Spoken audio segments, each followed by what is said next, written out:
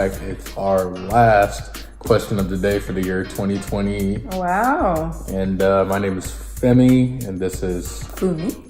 And tonight we will be going into our final question of the day, which is, what is the Feast of Tabernacles?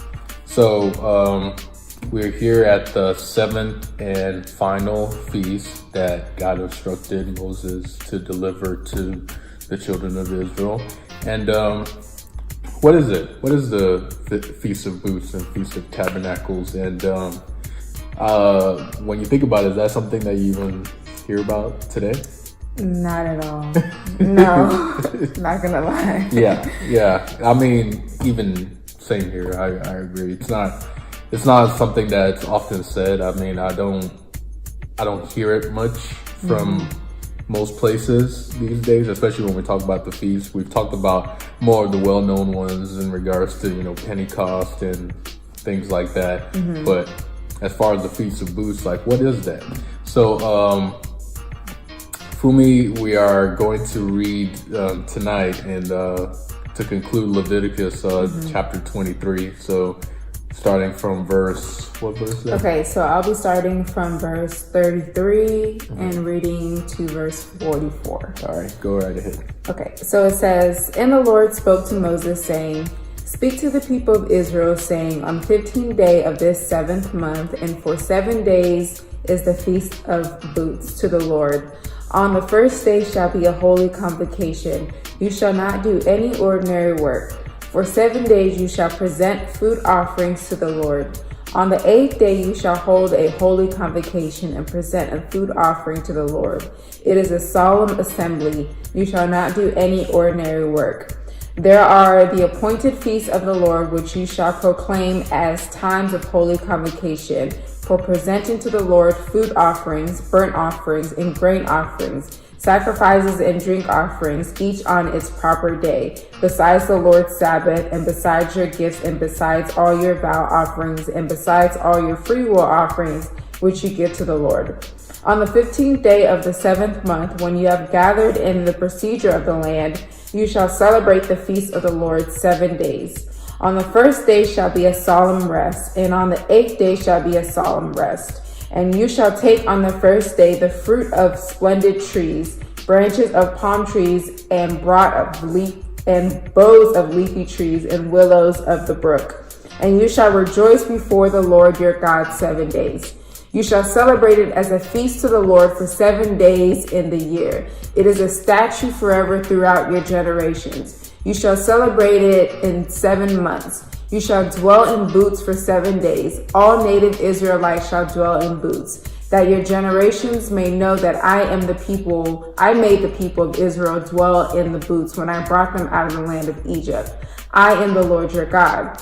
Thus Moses declared to the people of Israel the appointed feast of the Lord. Amen.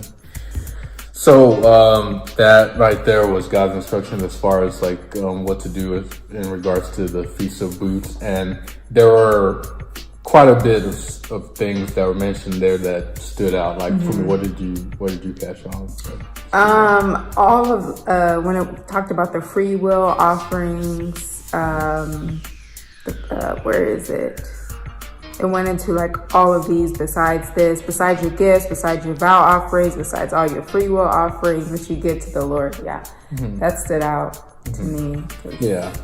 Okay. And also, in the name of the feast itself, the booths, it talked about the booths and, having to reside in them.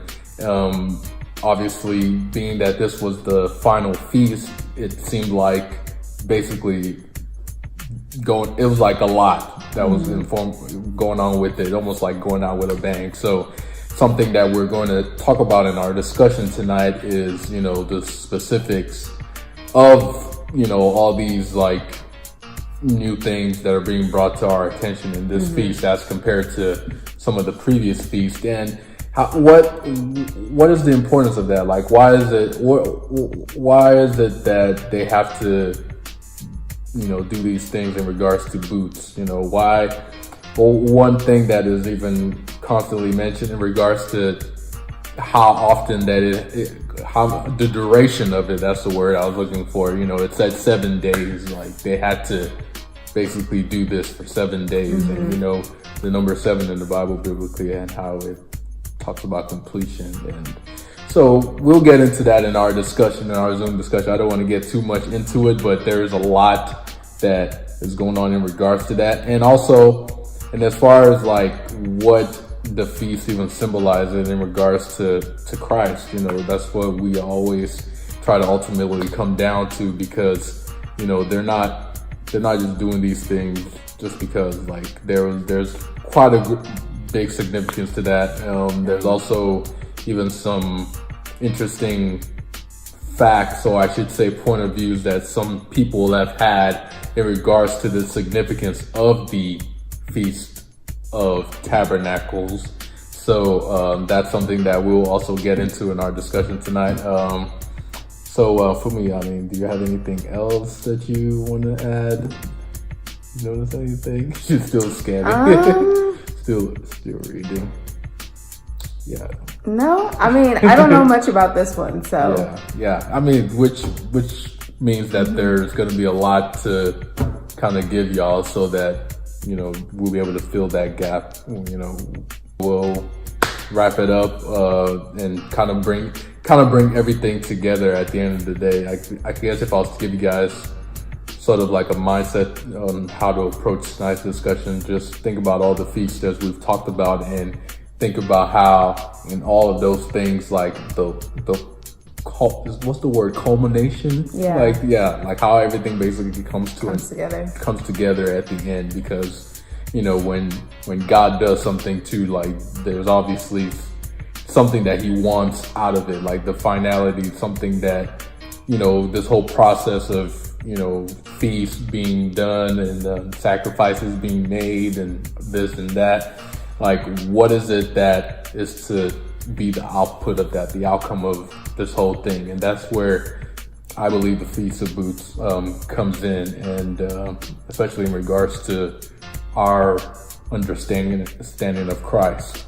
So we'll be going into that in our discussion tonight, and wrapping it up with the Feast of Booths. So we hope to see you guys there in the Zoom discussion, and hopefully we'll have a good conversation tonight.